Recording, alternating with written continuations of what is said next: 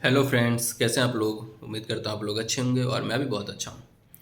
तो दोस्तों, आज के इस वीडियो में एक इम्पोर्टेंट अनाउंसमेंट है कि जैसे कि मैंने अपने फाइनल के एग्ज़ाम्स क्लियर करने के टाइम पे कुछ चीज़ें ऐसी मेरे दिमाग में आ रही थी कि जिसको मैं सर्च करता था या फिर मैं सोचता था। तो जैसे कि आया कि भाई अल्टीमेटली जो आईसीएआई है, अपना पेपर पैटर्न या फिर क्वेश्चंस का जो बेस रहता है वो अपने ही स्टडी मटेरियल या अपने अदर मटेरियल्स को रेफ़र करके ही रखते हैं।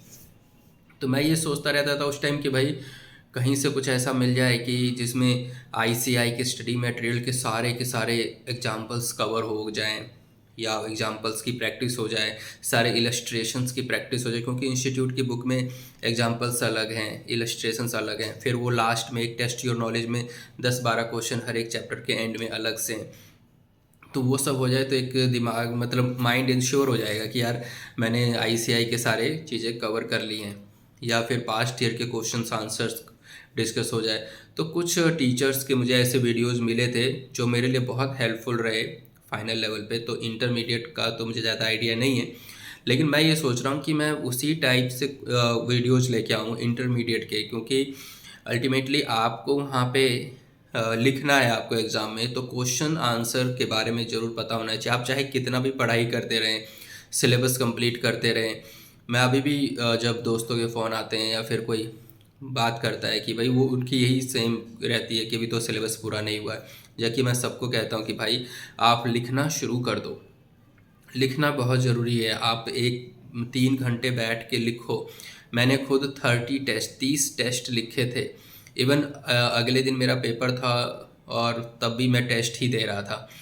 तो उस टेस्ट राइटिंग प्रैक्टिस का बहुत मतलब वो इम्पैक्ट रहा है कि भाई आप एग्ज़ाम निकाल सकते हो। तो मैंने यही सोचा कि कुछ ऐसा एक वीडियो लेके आऊँ इंटरमीडिएट के लिए, जिसमें इंस्टीट्यूट के सारे एग्जांपल्स कवर हो जाए, इलस्ट्रेशंस कवर हो जाए, और उस टेस्ट योर नॉलेज में जो भी 10-20 क्वेश्चन है वो कवर हो जाए। उसके बाद पास्ट ईयर के क्वेश्चंस पेपर अगर हैं तो उसके क्वेश्चन आंसर डिस्कस कर लें, ताकि थोड़ी बहुत आपकी हेल्प हो पाए और जिससे समझ में आए कि हाँ क्वेश्चंस की फ्रेमिंग कैसे होती है। और आप लोग टेस्ट लिखना ज़रूर शुरू कर दो, क्योंकि अब टाइम नहीं है, लगभग 2 महीने रह गए हैं। तो मार्च और अप्रैल का टाइम है, मई में थोड़े बहुत दिन है।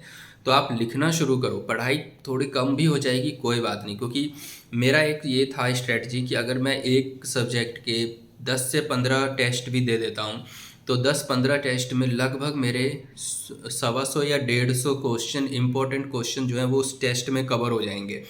और वो 150 क्वेश्चन भी अगर मैं कर लूँ तो पेपर का पैटर्न वैसा ही रहेगा। अब देखो, अनएक्सपेक्टेड क्वेश्चंस 20-25% तो होंगे ही क्वेश्चन उसमें पेपर में, लेकिन जो 60-70% जो सिमिलर क्वेश्चंस होंगे वो तो आप कर ही सकते हो ना अच्छे से। तो क्यों ना वो 60-70% वाले पे भी अच्छे से फोकस किया जाए, ना कि सिर्फ उस 25% को देख के पैनिक हो जाए और बताएं कि भाई क्वेश्चन बहुत ही अनएक्सपेक्टेड आ गया, पेपर अनएक्सपेक्टेड था। तो मेरी कोशिश यही है कि स्टडी मैट के सारे क्वेश्चंस कवर हो जाएं और सारा का सारा illustration, examples, questions, past year के क्वेश्चंस, आरटीपी जो भी है वो मैं कोशिश करूँगा कवर करने की, ताकि आपके इंटरमीडिएट के एग्ज़ाम में कुछ हेल्प हो पाए। और कोशिश शुरू करूँगा मैं ये जीएसटी के सब्जेक्ट से, मतलब जो आपका टैक्स का पेपर है उससे। तो पहले जीएसटी कर लेंगे, फिर इनकम टैक्स का पार्ट कर लेंगे। तो मिलते हैं आगे की वीडियोज़ में, और इन्हीं लेक्चर्स के साथ एक एक चैप्टर उठाएंगे और कोशिश करूँगा उस चैप्टर के रिवीजन भी हो जाए। क्योंकि इंस्टीट्यूट अपने बुक के लास्ट में लेट अस रिकैप्चुलेट के करके रिवीजन भी करा देती है कि भाई 2-3 पेज में वो चैप्टर पूरा कवर हो रहा है, उसकी समरी है, तो वो करके सीधे हम क्वेश्चन आंसर्स कर सकते हैं और उस पर डिस्कशन कर सकते हैं। तो मिलते हैं नेक्स्ट की वीडियोज़ में और ये सारी डिस्कस करेंगे। तब तक के लिए बाय बाय, टेक केयर।